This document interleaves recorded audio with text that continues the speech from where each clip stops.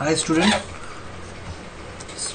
CCN এর যে কোর্সের ভিডিওগুলো আমি আপলোড করছিলাম তার আজকে আগের দিন আমি কোর্স মেটেরিয়াল নিয়ে তোমাদের সাথে আলোচনা করেছিলাম। আজকে তার প্রথম চ্যাপ্টার নিয়ে আলোচনা করব। এখানে আমি যে প্রথম যে জিনিসটা নিয়ে বলবো, আমি এটা শুধু সিসিএন রিলেটেড এখানে এটা ভিডিও নয়, এটা তার সাথে নেটওয়ার্কিংটাও রয়েছে। তো আমি নেটওয়ার্কিং থেকেই শুরু করছি। আর যেহেতু সিসিএনটা টোটালটাই নেটওয়ার্কিং ডিপেন্ডেন্ট একটা topic, Cisco certified network associate, সুতরাং যদি ডেটা কমিউনিকেশন নেটওয়ার্ক না জানা থাকে তাহলে আগের দিনে আমি বলেছি যে আগের ভিডিওতে আমি বলেছি যে সিসিএনএ শিখতে গেলে নেটওয়ার্কিংটা জানাটা আবশ্যিক। যদি না হয় তাহলে নেটওয়ার্কিং ছাড়া সিসিএনএ করতে পারবে না বা অসুবিধা হবে। তো এখানে আমি ইন্ট্রোডাকশনটা শুরু করছি আজকে, ডেটা কমিউনিকেশন নেটওয়ার্কিং। তোমরা দেখতে পাচ্ছ ওপরে যে বইটার নাম সেটা এখানে দেওয়া রয়েছে, data communication and networking, 4th edition আমি ইউজ করছি কারোজনের। এই বইটার অনেকে লিঙ্ক চেয়েছিলে, লিঙ্কটা আমি ডেসক্রিপশানে দিয়ে দেবো, তোমরা সেখান থেকে ডাউনলোড করে নেবে। তো প্রথমে চলে আসি যে ডেটা কমিউনিকেশন কি, what is data communication. Data communication কথাটার অর্থ হচ্ছে একটা নেটওয়ার্কিং। যখন আমি কোনো দুটো কম্পিউটারকে বা দুটো হবকে, আমি নেটওয়ার্কিং টার্মিনোলজিতে কম্পিউটারকে হব বলে জানবো। তো এই যখন দুটো হবকে আমি একটা নির্দিষ্ট মিডিয়ার মাধ্যমে, সেটা হতে পারে গাইডেড অথবা আনগাইডেড, আমি কানেক্ট করব এবং একটা কম্পিউটার থেকে বা একটা হব থেকে আমি কিছু সিগন্যাল আরেকটা কম্পিউটার বা একটা হবে পাঠাবো এবং সেটা অ্যানালিসিস হবে। হওয়ার পর সেখানে আরও কিছু যদি আমার আমি যাকে পাঠালাম রিসিভার, সেই এবং যে পাঠালো সে সেন্ডার, রিসিভারও সেন্ডারের কাছে আবার কিছু চেঞ্জেস পাঠাতে পারবে যদি প্রয়োজন বোধ করে। এই যে টোটাল কমিউনিকেশন মানে হচ্ছে তথ্যের একটা আদান প্রদান। তথ্য এখানে ইনফরমেশন, আর কালেকশন অফ ইনফরমেশন মানেই হচ্ছে একটা ডেটা। তো এখানে বলা হয়েছে ডেটা কমিউনিকেশন কি জিনিস, what is data communication. The term telecommunication, data communication বলতে গেলে আমাকে কিছুর আগে টেলিকমিউনিকেশন বলতে হবে, কারণ টেলিকমিউনিকেশন হচ্ছে এখন যে আমরা নেটওয়ার্কিং নিয়ে এতটা ব্যস্ত হয়ে পড়েছি, আমাদের পুরো পৃথিবীতে নেটওয়ার্কিং কমিউনিকেশনে এখন 5G আসতে শুরু করে দিয়েছে। এর আগেও 4G তো আমরা সবাই ব্যবহার করেছি, তার আগেও যে 3G ছিল, তার আগে 2G ছিল, তার আগে 1G ছিল, তার আগে সেলুলার ছিল, সেলুলারের ক্ষেত্রে আমরা CDMA বলতাম। তো এই যে জায়গাগুলো এসছে, এই জিনিসটাই প্রথম আমাদের হাতে নেটওয়ার্কিং এর হাতে খড়ি দিয়েছিল এবং এই জিনিসটাকে পুরো একসাথে বলতে গেলে একটা কথা আসে, সেটা হলো টেলিকমিউনিকেশন, যেখান থেকে কমিউনিকেশন জিনিসটা এসছে। এবং এটিস অ্যান্ড বেলস টেলিফোন ল্যাবরেটরিতে প্রথম টেলিফোন আবিষ্কার করেন জন গ্রাহাম বেল, তার নামেই বেল অ্যান্ড টেলিফোন ল্যাব। তো সেখানে যে বিনা তারে বার্তা প্রেরণ করে দেখিয়েছিলেন স্যার জগদীশ চন্দ্র বোস, উনিও এটিস অ্যান্ড বেলস টেলিফোন ল্যাবরেটরিতে কিছুদিনের জন্য রিসার্চার ছিলেন এবং সেখানে রেডিও কমিউনিকেশন নিয়ে তিনি সেই জিনিসটা দেখিয়েছিলেন। যদিও ভিন্ন, টেলিফোনের জিনিসটা আর রেডিও কমিউনিকেশন দুটো ভিন্ন, কিন্তু দুটোর এন্ড পয়েন্টটা একই জায়গায়, দুজনেই কমিউনিকেট করতে চেষ্টা করেছে। আজকে আমরা দেখতে পেয়েছি যখন উত্তরাখণ্ডে বন্যা হয়েছিল, তখন হ্যাম রেডিওতে ইউজ করা হয়েছিল কিছু মানুষকে ফিরিয়ে আনার জন্য। হ্যাম রেডিওটা যারা নেটওয়ার্কিং নিয়ে একটু আধটু জেনেছো বা একটু নাড়াঘাটা করেছো, তারা একটা জিনিস জানতে পারবে, apart from local area networking, metropolitan area networking, wide area networking, এখানে আরও একটা নতুন নেটওয়ার্কিং প্রসেস আছে যেটাকে আমরা বলে থাকি PAN। পুরো কথা হচ্ছে পার্সোনাল এরিয়া নেটওয়ার্কিং, যেটার মধ্যে একটা নেটওয়ার্কিং পড়ে, সেটাকে আমরা বলে থাকি অ্যাডহক নেটওয়ার্কিং। প্যানের মধ্যে অনেক কিছু আছে। প্যানের মধ্যে আমরা আমাদের ব্লুটুথ নেটওয়ার্কিংকে পেয়ে থাকি, আমরা আমাদের হটস্পট শেয়ারিং, যেটা আমরা ওয়াইড ফিডালিটি দিয়ে করে থাকি, ওয়াইফাই, তো সেটাকেও আমরা পেয়ে থাকি ওটার মধ্যেই। তো এটা অ্যাকচুয়ালি টোটাল প্রসেসটাকে আমরা প্যান বলি, পার্সোনাল এরিয়া নেটওয়ার্কিং বা অ্যাডহক নেটওয়ার্কিং। এই অ্যাডহক নেটওয়ার্কিংটা, অ্যাডহক কথার অর্থ হচ্ছে বিশেষ অবস্থায় বা জরুরিকালীন পরিস্থিতিতে যদি কোনো বা জরুরিকালীন ভিত্তিতে কোনো ব্যবস্থা নেওয়া হয়, সেটা যদি নেটওয়ার্কিং রিলেটেড কোনো ব্যবস্থা হয়, যেরকম এখানে রেডিও কমিউনিকেশনের মাধ্যমে যখন সমস্ত কমিউনিকেশন ব্লকড হয়ে গেছে, তখন আমাদের হাতে একটাই, যেটা আমাদের বলতে পারি আমরা, আমাদেরকে ইউনিভার্স দিয়েছে, আমাদেরকে পৃথিবী দিয়েছে। আমাদের পৃথিবীর মধ্যে থাকা যে ইলেকট্রোম্যাগনেটস, তো ইলেকট্রোম্যাগনেটিক ওয়েভ, আমরা জানি প্রত্যেকটা গ্রহের চারপাশে একটা ইলেকট্রোম্যাগনেটিক ওয়েভ বা বাংলায় যেটাকে বলা হয় তড়িৎ চুম্বকীয় তরঙ্গ রয়েছে। এই তড়িৎ চুম্বকীয় তরঙ্গের মাধ্যমে, এবং তড়িৎ চুম্বকীয় তরঙ্গের খুব একটা সহজ উদাহরণ আমরা পেয়েছি, এটা টরয়েডস বা সলিনয়েডস বলতাম এককালে আমরা। সলিনয়েডসটা জিনিসটা কি? সলিনয়েড জিনিসটা হচ্ছে একটা, দেখেছিলাম এর আগে অনেক ছোটবেলায়, আমরা এই অ্যাপ্লিকেশনটা করেওছি, ফিজিক্যাল সায়েন্সে ছিল কিছু ক্ষেত্রে, একটা নেইল মানে একটা যেটাকে আমরা বলি পেরেক, একটা পেরেকের গায়ে কতগুলো টার্নস জড়ানো হতো, কতগুলো তামার তারের প্যাঁচ দেওয়া হতো, নির্দিষ্ট সংখ্যক কতগুলো প্যাঁচ দেওয়া হতো, এবং তার মধ্যে দিয়ে একটা ব্যাটারির মাধ্যমে ভোল্টেজ সাপ্লাই করা হতো, মানে ইলেকট্রনকে ফ্লো করানো হতো ওই তারটার মধ্যে দিয়ে, এবং তারটার চারপাশে যে ম্যাগনেটিক ফিল্ডটা তৈরি হতো, সেই ফিল্ডটার আবেশকুণ্ডলী যেটাকে বলা হয়, মানে সেই ফিল্ড, অ্যাক্টিভ ফিল্ডটার মধ্যে পড়ে থাকা একটা লোহার খণ্ড, যেটা এখানে পেরেকটা কিছুক্ষণের মধ্যে ম্যাগনেটাইজড হয়ে যেত, এবং এটা আরো কিছু পরিমাণে লোহাকে আকর্ষণ করতো, বা লোহার গুঁড়োকে, লোহার কুচিকে আকর্ষণ করতো। এই পুরো প্রসেসটাকে আমরা বলে থাকতাম সলিনয়েড অ্যাপ্লিকেশন, বা আমরা ওটাকে সলিনয়েড বলতাম। ছোটবেলায় আমরা যেটা সলিনয়েড বলেই জানতাম 7-8, যেটা সলিনয়েডের পরীক্ষা বলতে এই জিনিসটা। তো এই সলিনয়েডের মধ্যে আমরা জানতে পেরেছি ইলেকট্রোম্যাগনেটকে। ঠিক এরকমই একটা ইলেকট্রোম্যাগনেট আমাদের পৃথিবীর চারপাশে রয়েছে, এবং এই পৃথিবীর চারপাশের এই ইলেকট্রোম্যাগনেটিক ওয়েভকে কাজে লাগিয়ে রেডিও ওয়েভ, ইলেকট্রোম্যাগনেটিক ওয়েভের মধ্যে অনেক ওয়েভই পড়ে, তার মধ্যে তোমরা দুটোকে বেসিক্যালি জানতে পেরেছো। কিছু মানুষ আরএফ কে জানতে পেরেছো, রেডিও ফ্রিকোয়েন্সি এখন প্রচুর জায়গায় ব্যবহার করা হচ্ছে। যেরকম তোমাদের তোমরা যে এটিএম কার্ড ইউজ করো, এটিএম কার্ডের ওপর যে ইএমভি চিপ লাগানো আছে, ইএমভি চিপ, সেই ইএমভি চিপটা আরএফআইডির ওপর কাজ করে, রেডিও ফ্রিকোয়েন্সি আইডি। তার কাজ আমি পরে কিছু ক্লাসে আরএফ নিয়ে যখন কিছু ক্লাস করবো, সেই আরএফ এর ক্লাসে আমি রেডিও ফ্রিকোয়েন্সি নিয়ে কিছু কথা বলবো। তো এই যে আরএফ বা রেডিও ফ্রিকোয়েন্সি, এছাড়াও আরো কিছু ফ্রিকোয়েন্সি রয়েছে, যেটাকে আমরা বলে থাকি অ্যামপ্লিটিউড মডিউলেটেড ফ্রিকোয়েন্সি বা এএফ মডিউলেশন, আর বলে থাকি এফএম মডিউলেশন, যেটাকে আমরা ফ্রিকোয়েন্সি মডিউলেশন বলে থাকি। ঠিক রেডিও ফ্রিকোয়েন্সি মডিউলেশনও তার মধ্যেই পড়ে। এছাড়াও যেটা রয়েছে সেটা হলো পিএম, ফেস মডিউলেশন, কিন্তু জিনিসটাকে আমরা খুব অ্যাপ্লাই করে থাকি না, বা কমিউনিকেশনে সেটা খুব একটা ব্যবহারও হয় না। জেনারেলি আমরা একটা জিনিসকেই পেয়ে থাকি এফএম, যেটা রেডিও ওয়েভকে ব্যবহার করে হয়ে থাকে। তো এই গেল টেলিকমিউনিকেশন বা কমিউনিকেশনের জায়গা। তো এখানে সেটাই বলা হচ্ছে data communication. The term telecommunication means communication at a distance. The word data refers to the information presented in whatever form is agreed upon by the parties creating and using the data.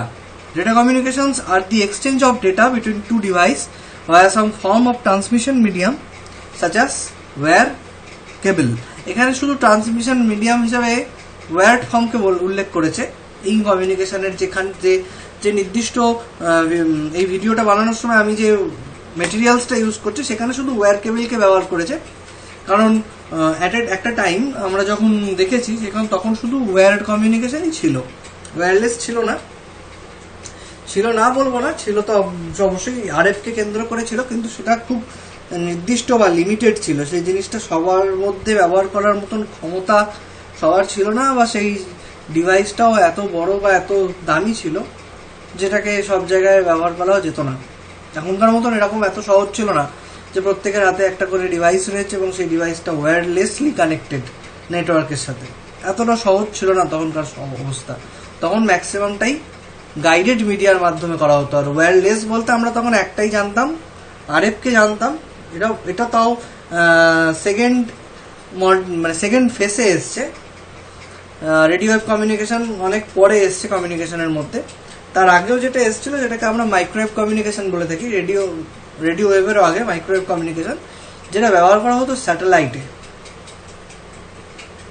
স্যাটেলাইটে ব্যবহার করা হতো। আমি satellite নিয়ে কিছু question কিছু class রাখবো, সেই ক্লাসে আমি স্যাটেলাইট নিয়েও ডিসকাস করে দেবো যে স্যাটেলাইট কি এবং স্যাটেলাইট কত ধরনের স্যাটেলাইট হয়, স্যাটেলাইটগুলোর অ্যাপ্লিকেশন কি আছে। ঠিক আছে, আমরা কোন স্যাটেলাইট নিয়ে বলতে গেলে তো অনেক কিছু বলতে হয়, তো আমি হয়তো একটা ভিডিওর মধ্যে সেটা পুরো এক জায়গায় করতে পারবো না, আমি যতটা সম্ভব বলে দেওয়ার আমি স্যাটেলাইট নিয়ে সেই ভিডিওতে বলে দেবো। তো নেক্সট যেটা জায়গা আসছে সেটা হলো 5 কম্পোনেন্টস অফ ডেটা কমিউনিকেশন।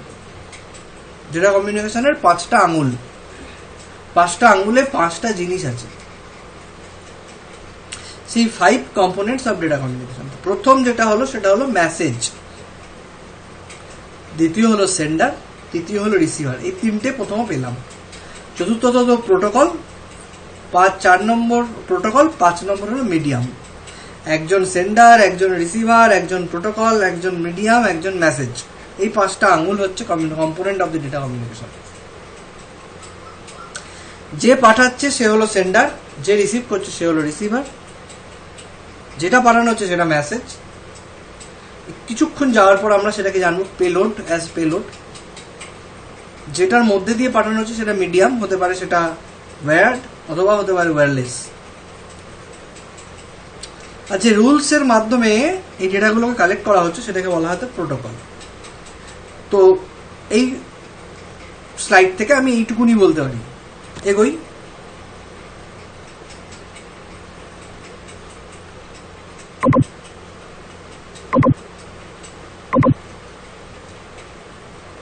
হ্যাঁ, তো এখানে নেক্সট যে স্লাইডটা রয়েছে ডেটা ফ্লো।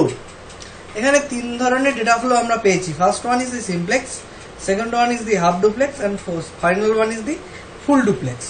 ফার্স্ট যেটা রয়েছে সিমপ্লেক্স, সিমপ্লেক্সের কেসটা হচ্ছে এখানে একটা জিনিস দিয়ে দিয়েছে direction of data from main frame computer two monitor. আমি এটা ভাববো না যে এটা মেইন ফ্রেম, এটা মনিটর। আমার কাছে সবকিছু এখন ট্রান্সমিটার রিসিভার হবে। এখানে এটা করেছে, আমি সর্বতভাবে সমর্থন করি, কারণ এরাও each and every device is a sender or receiver type. এখানে কি হয়, আমি যে পাঠাচ্ছে সেই সেক্ষেত্রে সেন্ডার, যে রিসিভ করছে সে মনিটর, সেই রিসিভার। এক্ষেত্রে মেইন ফ্রেম মনিটরকে দিয়ে বুঝিয়েছি। লক্ষ্য যেটা হবে আমার এই ক্লাসটা থেকে যে জায়গাটা ক্লিয়ার করবে তোমাদের simplex, half duplex and full ডুপ্লেক্সকে, সেটা হলো ডিরেকশন অফ দি ডেটার দিকে খেয়াল করো। কি লেখা আছে ডিরেকশন অফ দি ডেটা। এখানে দেখতে পাচ্ছি একটা সিঙ্গেল ডিরেকশনে একটা ডেটা যাচ্ছে, একদিকেই arrow. But in case of full half duplex, the direction of the data for the time being of first timing, মানে প্রথম time interval, for the first interval ও একটা নির্দিষ্ট দিকে যাচ্ছে, from station 1 to station 2। আবার second interval of time সে আবার station 1 থেকে 2 থেকে স্টেশন 1 এ ব্যাক করছে।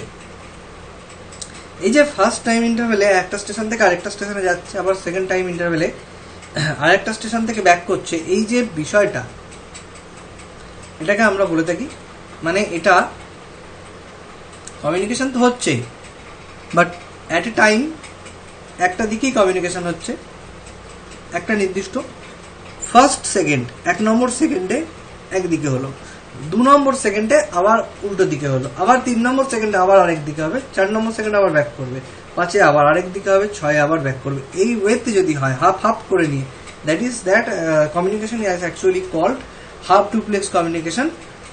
In the case of full duplex communication, the direction of the data in the both, এখানে বলতে পারি আমরা এই ডিরেকশনটা বোথ ওয়ে হয়ে থাকে, কিন্তু সিঙ্গেল টাইমে হয়ে থাকে। এটা এইভাবে বোঝানোটা একটু কঠিন।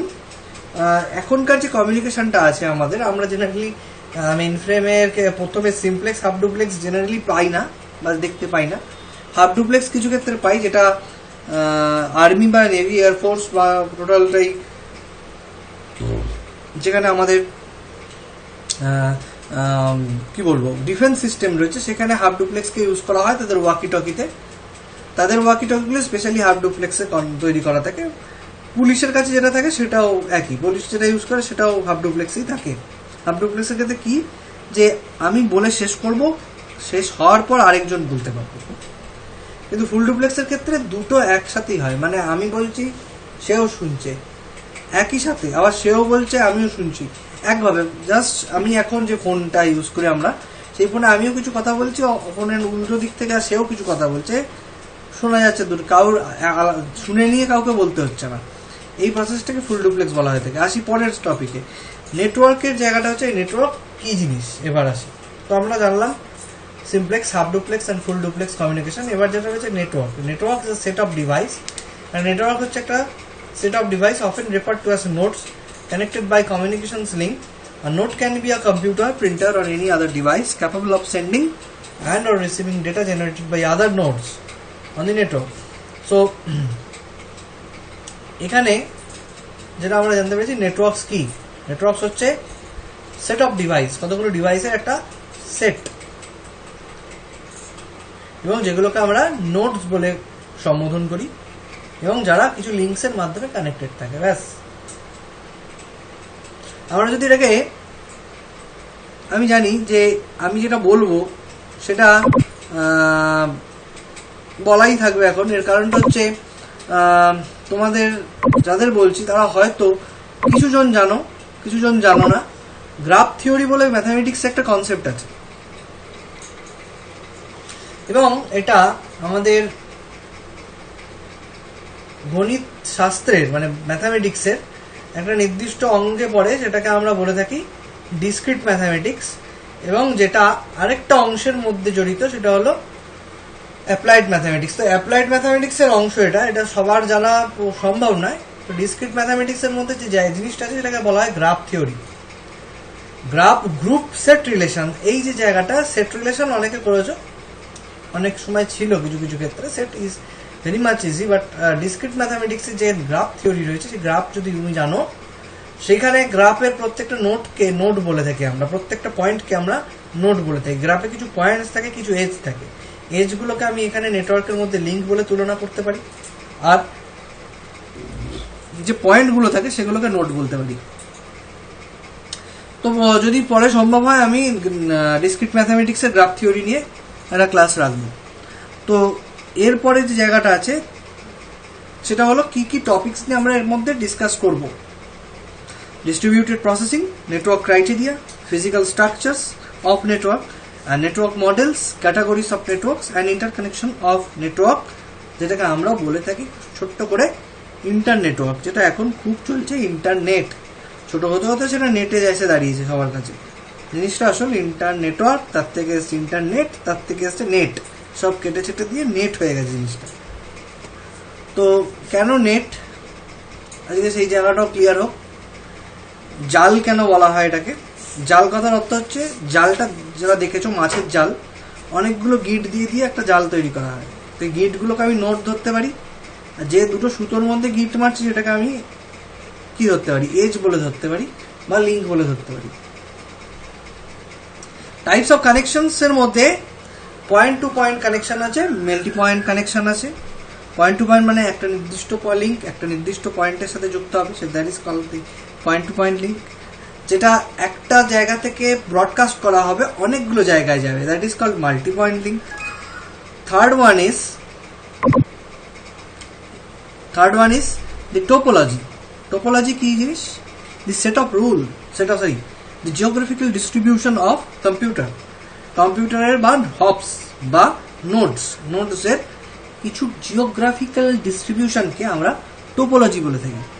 টোপোলজির মধ্যে কি কি আছে? First one is the mesh, second one is the star, third one is the bus, fourth one is the ring, and fifth one is the hybrid topology, which is not included in this slide. Now, a fully connected mesh topology দেখতে এরকম হয়ে থাকে, তোমরা দেখে নাও।